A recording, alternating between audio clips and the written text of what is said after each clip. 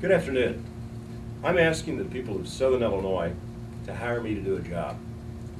A very large and perhaps the most important part of a congressman's job is to write tax policy, to write budgets, to make careful consideration of those matters. Federal tax policy and budgets have a huge impact on jobs. People throughout Southern Illinois are struggling to make ends meet and to provide for their families. People who have jobs are wondering if they're going to have one tomorrow. People who've lost jobs are wondering if those jobs will ever come back. I too share those concerns, and that's why I'm running for Congress. I will work every day to grow our economy for the long term by supporting small businesses for Southern Illinois and getting Southern Illinoisans back to work. What I also hear from people throughout the district is a distrust for Washington, D.C. politicians. They believe they're not working to solve problems. They tell me that they see politicians only concerned with playing political games and not working to improve their lives and help solve problems with the economy. People throughout Southern Illinois are not being heard, and far too much business happens behind closed doors in Washington, D.C. As it exists right now, the system is rigged to benefit the special interests with virtually unlimited funds. The people you hire to write tax policy, to write your budget, must be open and transparent about their interests in those tax matters. The only way for that to happen is for the candidates to publicly disclose their tax returns. So in the interest of transparency and of open government, I'm releasing my tax returns today and calling on my opponent to do the same thing. The upcoming 113th Congress is going to be called upon to make some difficult decisions. Decisions about simplifying the tax code and to ask the wealthiest taxpayers to pay their fair share. With these important decisions pending, congressional candidates' personal finances need to be totally transparent so that voters have the information necessary to determine whether a candidate's position is for the better public interest or for their own private self-interest. Today I brought my tax returns going back to 2001. I've contacted the IRS and asked them to provide all of my tax returns back to 1982. I will hand those over as soon as they arrive. I think it's critical for our candidates to be as upfront and transparent as possible with the people they wish to represent. The only way that we can expect Washington to change is to elect proven, open, and honest leaders. Today, I'm handing over 10 years of tax returns. I call on my opponent to offer the same transparency to voters so they'll have a better idea of who we are and what we stand for. Thank you.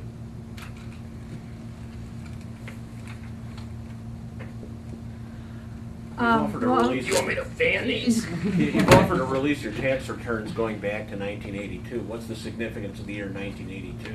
I think that was the year my opponent was born. We all know Plummer comes from a family of wealth. I mean, why call on him to? I mean, we all know he's going to show money. Why? Well, what's critical here is that when you go to Congress, you get to write tax policy. And if you're writing tax policy, particularly, now I haven't analyzed Mr. Plummer's financial disclosure forms filed with the federal government. But what I read in the Belleville News-Democrat was that they projected, based on his returns, that he had somewhere between $1 million and $1.5 million in income last year. Only $55,000 of that was from wages from being a vice president for his father's company. I think that the taxpayers of this district have a right to know what the person who's writing their tax policy claimed on their taxes. That's only fair. I'm certainly willing to disclose mine. I made a good living last year. I'm not poor. I was poor once, but my wife and I have worked very hard and are relatively successful. And I think that it's important for people to be able to discern how tax policy is made and why it's being made and who it's being made for. In the last 10 years in there, what's your average tax return? You know, I haven't Or how figured much it. you paid in taxes? Oh, my accountant told me last year that my effective tax rate was 30%, which is about twice what Mitt Romney's was, and I don't know what Mr. Plummer's was. Mr. Enyart, you've talked about the next Congress and the necessity of people elected to the Congress for having expertise and ability in understanding tax matters. We're in the wake of a ruling on health care in which the so-called Obamacare is ruled constitutional because the critical mandate where you have to get health insurance it was labeled as a tax. What's your take on that? Well, you know, that's interesting. I see in this morning's paper where Mr. Romney has switched his positions. He said it was not a tax, and now he's saying it is a tax. Four of the justices said it was not a tax. One says it is a tax, the one who wrote the majority opinion. So frankly, it seems to me that there's a great deal of disagreement as to whether it's a tax or not. But I think what's critical is that the economy has to get turned around, and what we have to do is focus on jobs. There's a survey in the Wall Street Journal the other day said 56% of Americans now believe it's time to move on beyond this debate, and it's been ruled constitutional. And I think the critical thing for our district is jobs and the economy. Do you understand it as a tax?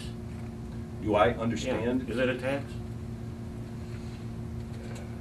You know, I'm not a tax lawyer, and I'm not a Supreme Court justice, so I don't frankly know whether it's a tax or not. Chief Justice Roberts thinks it is, others don't. Do you support the decision? Do I support the decision?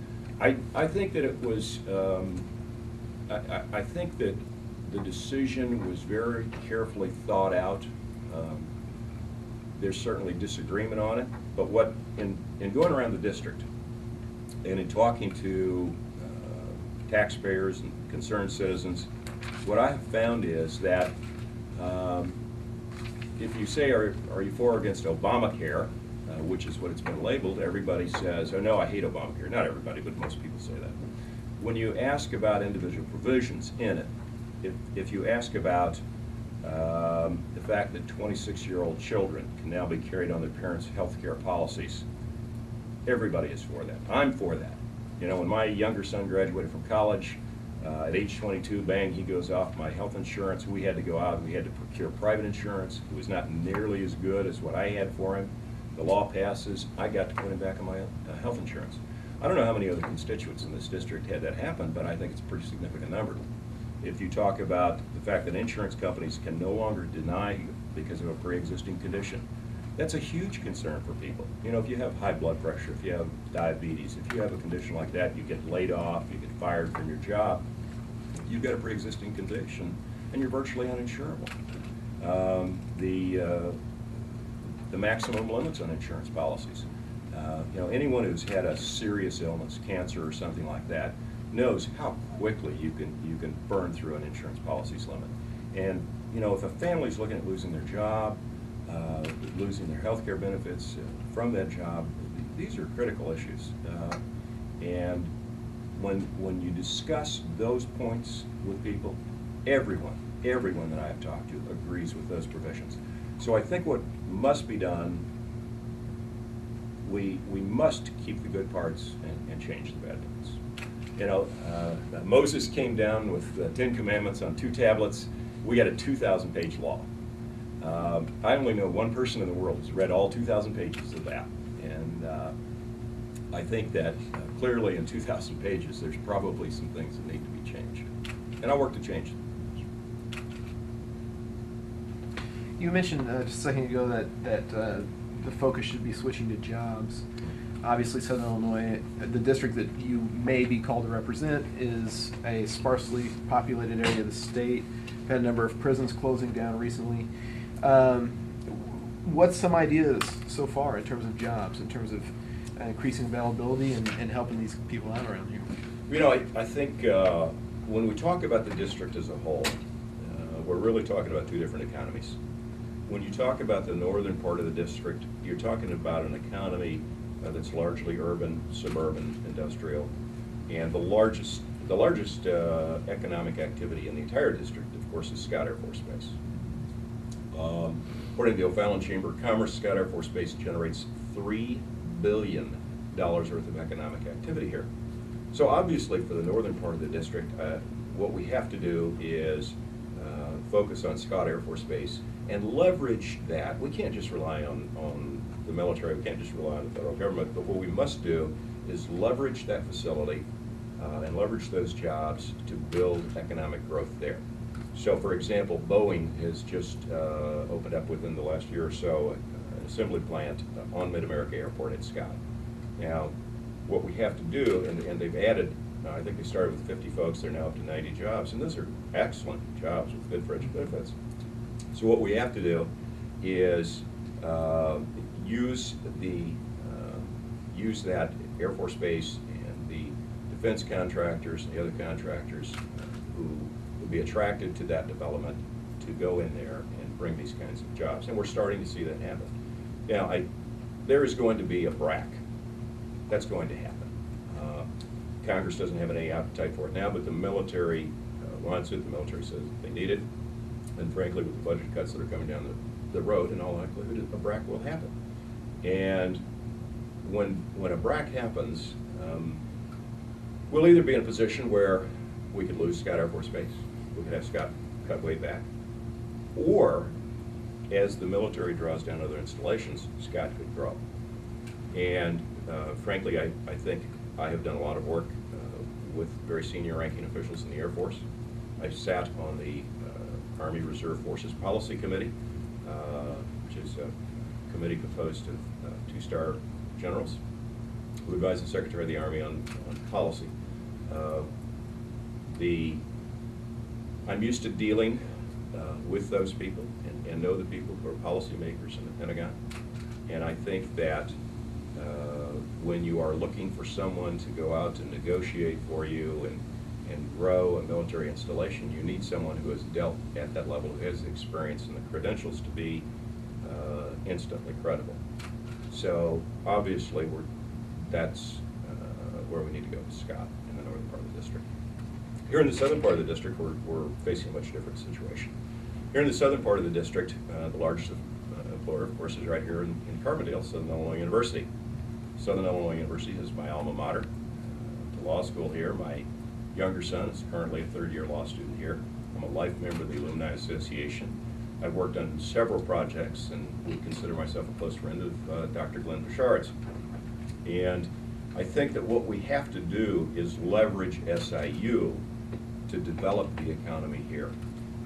You know, the world keeps accelerating, and the answer to, I think, our economy is through technology. And SIU, engineering school, technology schools, and so on, need to be leveraged to help bring jobs here to Southern Illinois. We can't, obviously, from what's happened with the prisons, we can't rely on the state of Illinois to develop jobs here. We have to do it organically, and that's what I'm prepared to do. I wonder if you're aware of an opportunity at Southern Illinois Airport that also involves SIU. The $60 million Transportation Education Center is about to open out there. And one of the possibilities that local people are considering is attracting high-tech automotive and aviation. I'm wondering if there's, with your interest in growing Scott, maybe there's some connection there. Would you want to find out more about it?